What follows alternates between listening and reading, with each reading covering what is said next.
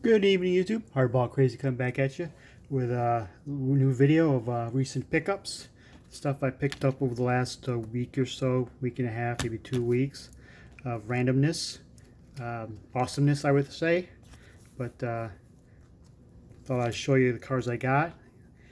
First of all, everybody's um, football seasons, college football season started last week. NFL is about to start, so everybody's showing off their Patrick Mahomes rookie. So I thought I'll show off my Mahomes rookie card. So here it is. This is Dad, Pat Mahomes 92 Pinnacle rookie card. Sorry, not sorry. If you're expecting the quarterback of the Chiefs, I do not have any of his cards. To be honest, I am not a fan of the NFL whatsoever anymore. The whole league has turned me off for several reasons. So I do not collect football whatsoever. Just a few cards here and there of my cards of my alma mater. Because the only football I do watch right now anymore is my alma mater. And so if your video is your YouTube video is prominent football, your YouTube channel is prominently football, I'm sorry, probably won't be able to watch it because have zero interest in NFL anymore. So here it is. Started to be a little bit negative Nancy, a little bit snarky, but that's what it is. So laying that out there before football season starts. But anyways, back to the positivity, back to my awesomeness. So these are the cards I picked up a little bit ago. Yesterday I went to a local Target and picked up a Target exclusive top 2019 Topps Fire box. 70 card box. You get one autograph and one other hit per box.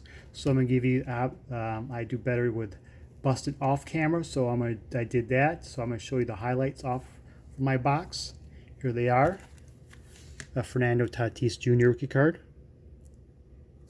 Here's what these cards look like. If you're familiar with Topps Fire, it's about what you expect. Also got the Alonso rookie card, which I seem to pull in every year, every set. Eloy Jimenez rookie card. Guy is kind of undervalued, I think, and I think he's going to win. Pretty good hitter, and even though he's not at because chicks dig the long balls and the money goes to the long ball hitters, but he's a damn good hitter, and he might win a batting title too before his career is over with. He's already competing for one. And his first full season in the majors is Jeff McNeil of the Mets. And I also got the Nick Senzel rookie card. And if you're curious what the autograph I got, is the Reese Hoskins, which isn't terrible. Proud to add that to my collection. Not a Phillies fan whatsoever, but I'll add it to my collection. And my other hit was a jersey card of Seattle Mariners pitcher Justice Sheffield. Came along in the Robinson Cano trade, I believe. And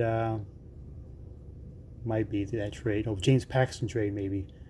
And this is a jersey card of Mr. Sheffield from his rookie year. Pretty stylish card. See if he turns out to be a decent pitcher. A couple other cards I got, or numbered cards I got, is a Buster Posey card. I don't know, is this emerald or orange or whatever it is. It's numbered out of 299. And Jose Altuve, numbered to 199.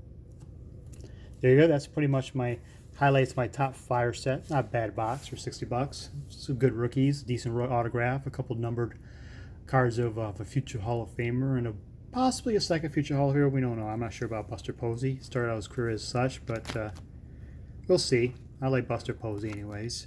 Giant, San Francisco Giant icon, fan favorite. Here's some other random cards I picked up. First one is inspired by the Little League World Series, and did a little research, and the Little League World Series players who went on to play in major leagues. First player ever to be a part of the Little League, what do we call it, the tournament, not really tournament, the Little League system, is to make it a major league, is Joey J of the Milwaukee Braves, later pitched for the Cincinnati Reds, an all-star pitcher. He is the first Little League alumnus to pitch in the major leagues. He didn't quite make it to Williamsport, but I was trying to find. I read it somewhere wondering who was the first player to make it to Williamsport and play in the major leagues, but I couldn't find out where I read it and figure out who it was. If you know, leave a comment below. Next two cards are kind of inspired by Eric, those back pages. He was talking about the Topps Online Sapphire and Topps 3D stats from 2018, and that they're coming out with them again in 2019, how popular they are, and they're doing very well. And right now, secondary market. So instead of trying to find a Soto or a Acuna or any other rookies from that year, Bueller and Flaherty and Robles, and pay a lot of money for them, I decided to go to the more surefire, cheaper route, get a couple of them from Topps 3D, guys who retire today. He'll be in the Hall of Fame tomorrow. These are guests that are playing runs about 269. Albert Pujols and Miggy Cabrera. Fine, I think fine cards additions to my collection. I don't think those cards will never decrease in value to future Hall of Fame, no doubt future Hall of Famers. Next one up is decided to pick up because he's doing really well since Tigers traded him away, and I think his cards are pretty much right now are undervalued, or they're picking up speed. But he's been a really good hitter for the major leagues for the last several years, but he's kind of lost in the suckitude of the Detroit Tigers that we have been, and then playing a big cavernous ballpark, that his stats are kind of deflated a little bit. I picked up 2014 Topps five-star rookie card autograph of Nicholas Castellanos. He's been on fire for the Chicago Cubs of late. Number to $4.99. I picked up this stuff for like $10 plus shipping. I think it's a great deal. So say he's playing, with the Tigers the last several years, and so half his ballpark's in the ballpark there, and getting pitched around to a lot, and his road games are like in Kansas City and Cleveland, or Kansas City especially, not a huge homer friendly ballpark. And say if he resigns with the Cubs as a free agent of the year, and plays half his games in Chicago, and then he goes to road games, say in Cincinnati and Milwaukee, this guy might be a 40 homer threat guy, still maintaining a pretty good on base percentage. His fielding is not very good, but he's always been a solid hitter. And look at his splits against the lefties. His OPS has always been over 1,000 for several years. He led the league in triples a couple years ago, and you'll think he was leading the American League in doubles by the time he was traded. One solid, great professional hitter. Not a great fielder, but this card might be with a contender and a playoff contender team, and then maybe a little more home run friendly ballpark. This card, Nicholas Castellanos cards, might be a good value for you. A little heads up.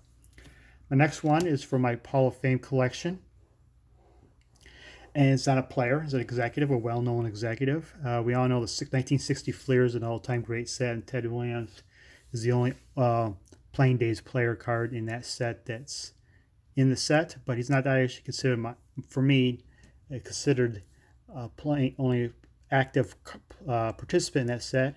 The other person I picked up is Branch Rickey, 1960 Fleer.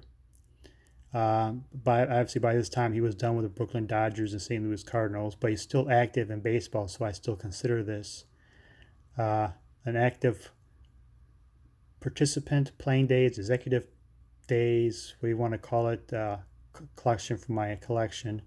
If you look close enough, the door is labeled Continental Baseball League.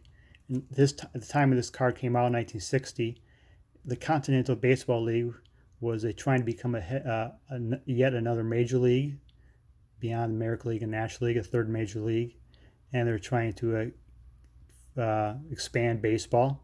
So at the time, at 1960, there were still 8 teams in the American League and 8 teams in the National League, and both the National League New York teams went out west. So Branch Rickey was one ahead of the trying to get the Continental Baseball League started. Another investor was Frank Shea, who was trying to get a National League team back to New York, and they were unsuccessful in in getting the league started, but they weren't a success. That the Major League Baseball sped up the process of gaining expansion, which of course one of the first expansion teams with the 62 Mets, owned by Mr. Shea, and getting a National League team back into the New York, plus expanding elsewhere too.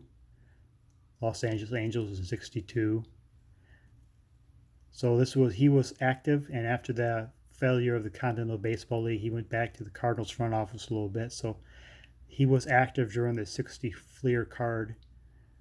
Was assumed as a still executive in baseball, so I'm including this as my active Hall of Fame collection. Mr. Branch Rickey. Got to have a Branch Rickey card in your collection, I think.